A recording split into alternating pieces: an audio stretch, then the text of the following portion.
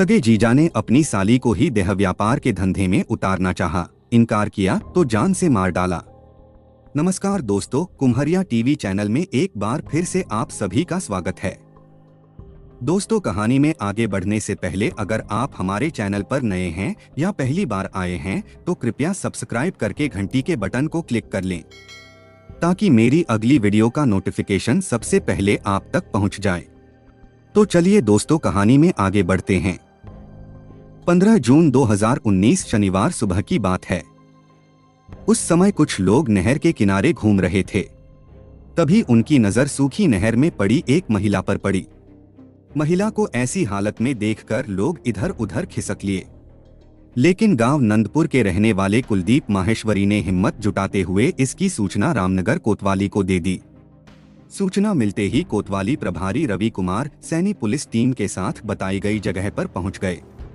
वहां पहले से ही कुछ लोग जमा थे।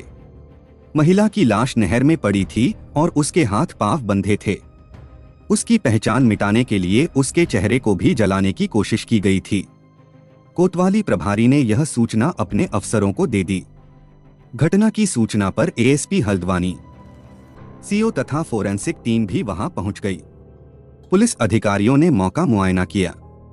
महिला की लाश के पास एक तौलिया, एक चादर और एक रुमाल पड़ा था। महिला का चेहरा इतनी बुरी तरह से झुलसा हुआ था कि उसे पहचान पाना मुश्किल था। सबसे पहले पुलिस ने नहर में सीढ़ी लगाकर शव को बाहर निकाला। युवती ने लाल रंग की कमीज और सलवार पहन रखी थी।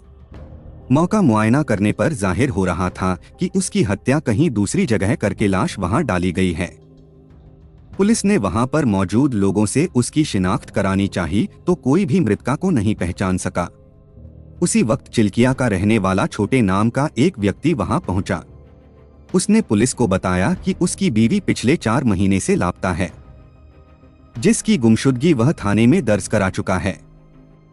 पुलिस ने छोटे को लाश दिखाई तो उसने कहा कि वह उसकी पत्नी की लाश नहीं है। छोटे ने पुलिस को बताया कि उसकी बीवी के हाथ पर उसका नाम गुदा हुआ था, लेकिन उस महिला के किसी भी हाथ पर कुछ भी गुदा हुआ नहीं था। काफी प्रयास के बाद भी जब उस महिला की शिनाख्त नहीं हो पाई तो पुलिस ने अपनी कार्रवाई आगे बढ़ाते हुए शव को मोर्चरी में रखवा दिया।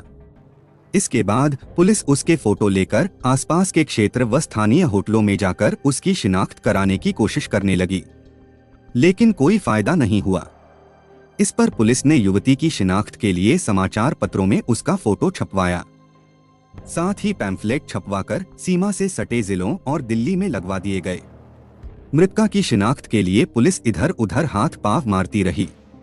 इसी दौरान 22 जून 2019 को दिल्ली के भजनपुरा का रहने वाला अंकित शर्मा रामनगर कोतवाली पहुंचा।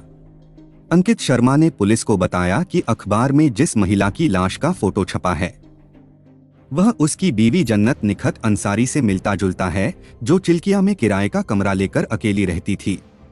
पुलिस ने अंकित शर्मा को मोर्चरी में रखी युवती की लाश दिखाई तो उसने उसकी शिनाख्त अपनी बीवी जन्नत निखत के रूप में की।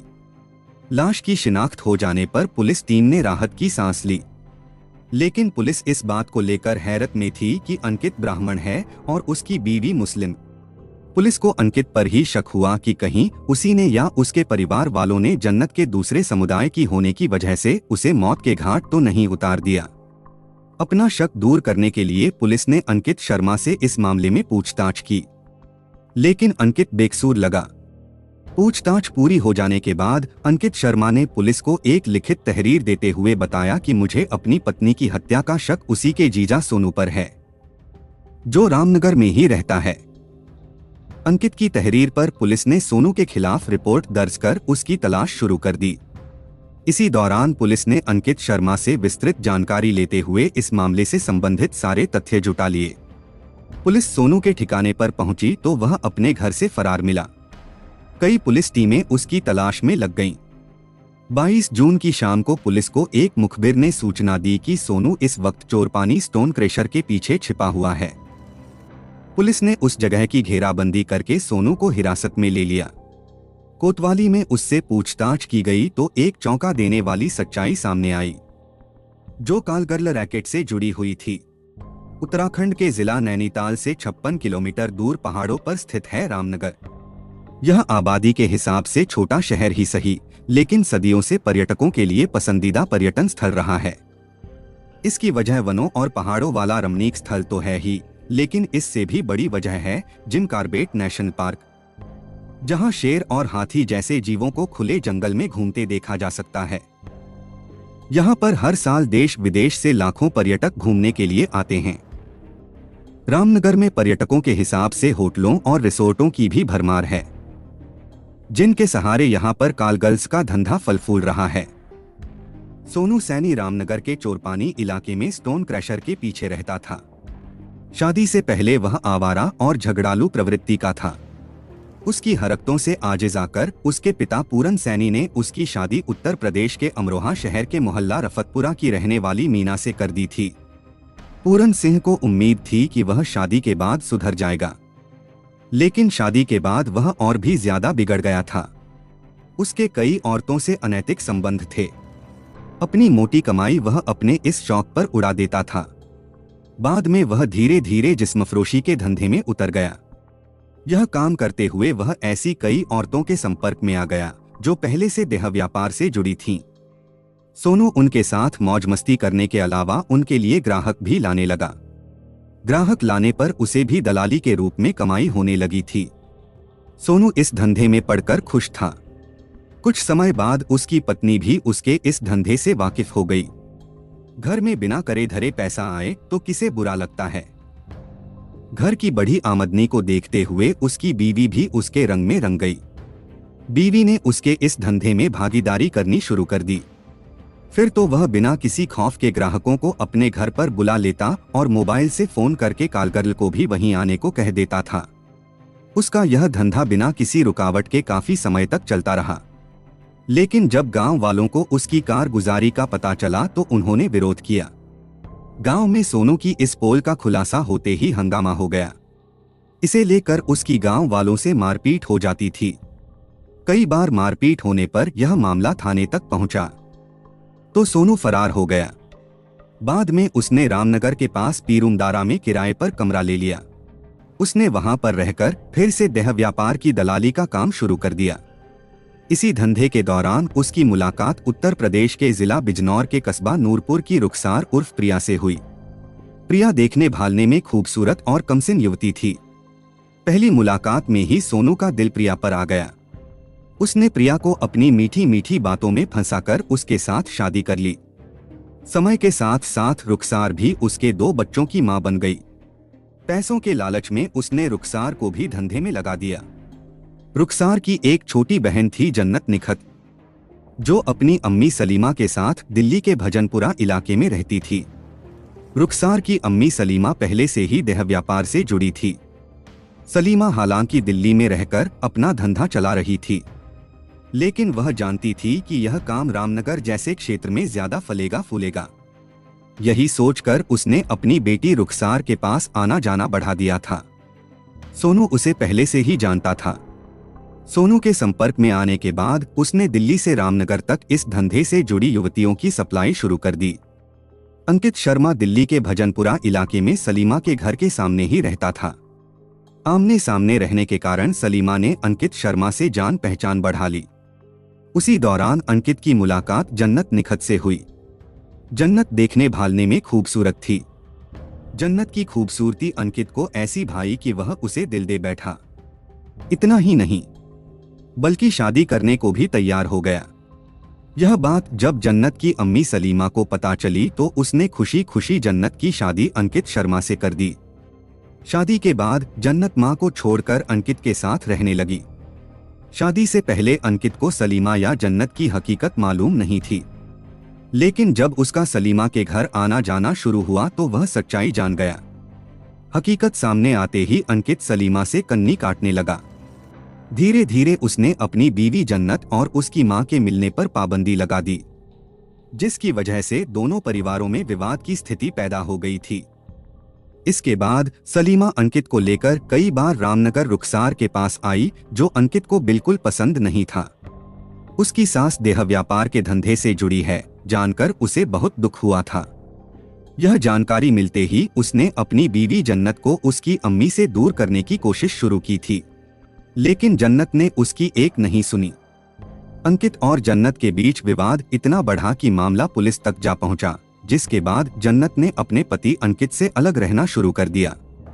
दोनों का विवाद अभी तक दिल्ली न्यायालय में विचाराधीन है। बाद में जन्नत दिल्ली छोड़कर रामनगर में अपनी बहन के साथ आकर रहने लगी थी।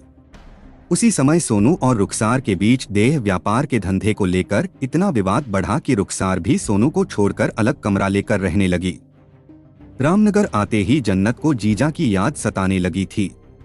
हालांकि वह अपनी बहन और सोनू के रिश्तों के बारे में भली भांति जान चुकी थी, लेकिन इसके बावजूद उससे सोनू से मिलना जुलना शुरू कर दिया। उस समय तक सोनू का जिस्म फरोशी का धंधा ठीक ठाक चल रहा था। उसने रामनगर के कई इलाकों में किराए के कमरे ले रखे थे। चूंकि सोनू सैनी रामनगर क्षेत्र में काफी समय से देह व्यापार से जुड़ा था, इसीलिए आसपास के क्षेत्र में उसकी काफी लोगों से जान पहचान हो गई थी। कई सफेदपोश भी उसके संपर्क में थे। जब उसके पास लड़कियों की डिमांड आती तो वह फोन कर उन्हें देह के पुजारियों से मिलवा देता। उसे सिर्फ अपने कमीशन से मतलब था। कभी कभी तो सोनू एक ही सौदे में 10,000 रुपए तक कमा लेता था। कमाई बढ़ने पर उसने एक नई वैगनार कार भी खरीद ली। वह पार्टियों की डिमांड पर युवतियों को उसी कार में बिठाकर उनके पते तक छोड़ आता था। इसी दौरान एक दिन जन्नत अपनी बहन रुखसार को बिना बताए सोनू से मिलने जा पहुंची। जन्नत को देखते ही सोनू खुश हो गया। उस दिन उसकी और सोनू की काफी देर बातचीत हुई। उसी दौरान जन्नत ने सोनू को बताया कि उसका अपने पति अंकित से विवाद हो गया था, जिस कारण वह उसे छोड़कर रामनगर चली आई। जन्नत की यह बात सुनते ही सोनू के मन में लड्डू फूटने लगे। उसकी दूसरी बीवी रुखसार उसे पहले ही छोड़कर जा चुकी थी, इसलिए जन्नत को देखते ही उसने ठान लिया कि वह उसे किसी भी तरह अपने विश्वास में लेकर उससे शादी करेगा। हुआ भी यही। वह रोजाना जन्नत को फोन करने लगा। कुछ ही दिनों में दोनों के बीच अच्छे संबंध बन गए। सोनू जानता था कि जन्नत के आते ही उसका जिस्म फरोशी का धंधा और भी फलने फूलने लगेगा। सोनू की मेहनत रंग लाई। उसने कुछ ही दिनों में जन्नत को विश्वास में लेकर उसे अपने साथ रहने को मजबूर कर दिया। अंततः जन्नत उसी के साथ रहने लगी। जन्नत को अपने जाल में फंसाने के बाद सोनू ने उसे पीरूमदारा स्थित साईं मंदिर के पास एक कमरे में ठहरा दिया था। उसकी देखरेख और खाने पीने की व्यवस्था के लिए उसने रेखा नाम की एक महिला उसके पास छोड़ दी थी, जो उसे सारी सुविधाएं मुहैया कराती थी। कुछ दिनों से जन्नत और सोनू पीरूमदारा के उसी कमरे में मियां बीवी की तरह साथ रह रहे थे। सोनू जन्नत के परिवार की कमजोरी पहले ही पकड़ चुका था। उसे पता था कि जन्नत शुरू में भले ही इस धंधे में आने से मना करे, लेकिन वह बाद में अपने आप लाइन पर आ जाएगी। जन्नत देखने में मॉडल जैसी लगती थी। सोनू जानता था कि देह व्यापार के बाजार में उसके दाम भी अच्छे मिलेंगे। यही सोचकर उसने जन्नत की मजबूरी का लाभ उठाते हुए उसे दलदल में धकेलने की कोशिश की। लेकिन अंकित के साथ शादी करने के बाद वह फिर से उस दलदल में नहीं फंसना चाहती थी। सोनू ने उसे समझाने की कोशिश की कि वह सीधे सीधे रास्ते पर आ जाए, लेकिन जब वह उसके बहकावे में नहीं आई तो उसे दूसरा रास्ता अपनाना पड़ा। उसने कई रईसों को उसके फोटो भेज रखे थे, जिसके लिए उसे मुंहमांगी रकम भी मिली थी। सोनू ने एक दिन उसे कोल्ड ड्रिंक में नशे की गोली डालकर पिला दी। कोल्ड ड्रिंक पीने के कुछ देर बाद वह नशे में बेसुध हो गई। मौके का फायदा उठाकर सोनू ने उसके साथ अवैध रिश्ते बनाए। जब इस बात की जानकारी जन्नत को हुई तो उसे गहरा सदमा पहुंचा, लेकिन उस वक्त वह मजबूर थी। उसे छोड़कर वह कहीं जा भी नहीं सकती थी। अंततः वह सोनू पर शादी के लिए दबाव बनाने लगी, जबकि सोनू जानता था कि जब उसकी बहन ही उसकी न हुई तो वह उसके साथ क्या निभा पाएगी। यही सोचते हुए उसने जन्नत के साथ शादी से साफ मना कर दिया। सोनू के साथ रहते हुए जन्नत भी शराब की आदी हो गई थी। वह सोनू के साथ बैठकर पीती थी। एक दिन उसने सोनू के पीछे शराब पी और घर में पूरी तरह से उत्पात मचाया। उसने सोनू की गैरमौजूदगी में उसकी पहली बीवी मीना और उसके भाई गुड्डू को बहुत बुरा भला कहते हुए देख लेने की धमकी दी। यह बात मीना और गुड्डू को नागवार लगी। सोनू के घर आते ही उन दोनों ने उसके कान भर दिए। मीना ने सोनू से कहा कि वह अपनी चहेती साली से सावधान रहे। वह कभी भी उसकी जान ले सकती है। यह जानकारी मिलते ही सोनू ने उसे समझाने की कोशिश की, लेकिन जन्नत ने सोनू से भी साफ शब्दों में कह दिया कि या तो वह उससे शादी कर ले वरना वह उसे किसी भी लायक नहीं छोड़ेगी, पुलिस में जाकर उसका भंडाफोड़ कर देगी। जन्नत की इस धमकी के बाद सोनू गंभीर हो गया। इसके बाद सोनू जन्नत को मौत की नींद सुलाने का रास्ता खोजने लगा। 14 जून 2019 को सोनू शराब लेकर कमरे पर पहुंचा। उस दिन उसका साला गुड्डू भी उसके साथ था। शाम को गुड्डू और जन्नत ने एक साथ बैठकर शराब पी। जल्दी ही नशा जन्नत के सिर चढ़कर बोलने लगा। उस दिन भी शराब के नशे में जन्नत ने सोनू के सामने शादी वाली बात रखी, जिस पर सोनू ने साफ शब्दों में कहा कि वह एक बीवी के होते दूसरी शादी नहीं कर सकता। इतना सुनने के बाद जन्नत आपे से बाहर हो गई। उसने सोनू के साथ हाथापाई तक कर डाली थी, जिससे बौखलाकर सोनू ने जन्नत को उठाकर जमीन पर पटक दिया। जमीन पर गिरते ही जन्नत बेहोश हो गई। उसके बाद वह अपने साले गुड्डू की मदद से उसे कमरे में ले गया। फिर वहां पड़े बिजली के तार से उसका गला घोंट दिया, जिससे उसकी मौत हो गई। जन्नत को मौत की नींद सुलाने के बाद सोनू ने अपने साले की मदद से उसकी लाश वैगनार कार से ले जाकर पीरूमदारा रेलवे लाइन की तरफ सूखी नहर में डाल दी। नहर में डालने के बाद लाश की पहचान छिपाने के लिए दोनों ने उसके चेहरे को जलाने की योजना बनाई। लाश नहर में डालने के बाद दोनों कार से भवानीगंज पेट्रोल पंप पर पहुंचे। वहां से पेट्रोल लेकर वापस उसी जगह गए जहां नहर में लाश डाली थी। सोनू ने जन्नत के सोने के कुंडल और अंगूठी उतारकर अपने पास रख ली। फिर जन्नत के चेहरे और कपड़ों पर पेट्रोल डालकर आग लगा दी। बाद में दोनों ही अपने कमरे पर चले आए। यह संयोग ही रहा कि मृतका के चेहरे और उसके कपड़ों पर पेट्रोल डालने के बाद भी न तो पूरी तरह से उसका चेहरा जल पाया था और न ही उसके कपड़े, जिसके आधार पर ही उसकी पहचान हो पाई, वरना जन्नत की मौत राज बनकर रह जाती। सोनू ने अपनी पहली बीवी मीना के अलावा 2 और बीवियां रखनी चाहीं। वह सभी को देह व्यापार में उतारना चाहता था, लेकिन उसकी यह मंशा पूरी नहीं हो सकी। इस केस का खुलासा होने के बाद पुलिस ने अभियुक्त सोनू की निशानदेही पर पीरूमदारा में किराए के मकान से हत्या में इस्तेमाल किया गया बिजली का तार, चोरपानी वाले मकान की अलमारी से मृतका के कुंडल तथा अंगूठी भी बरामद कर ली। इसके अलावा पुलिस ने इस हत्याकांड में इस्तेमाल की गई वैगनार कार भी अपने कब्जे में ले ली। पूछताछ के बाद पुलिस ने दोनों अभियुक्तों सोनू और गुड्डू को कोर्ट में पेश करके जेल भेज दिया। दोस्तों, ऐसे आपराधिक मानसिकता वाले लोगों से हमेशा सावधान रहें, सुरक्षित रहें और अपनों का ख्याल रखें। कहानी के बारे में आपकी क्या राय है, कमेंट बॉक्स में जरूर दें। और कहानी के अंत तक बने रहने के लिए आपका बहुत बहुत धन्यवाद।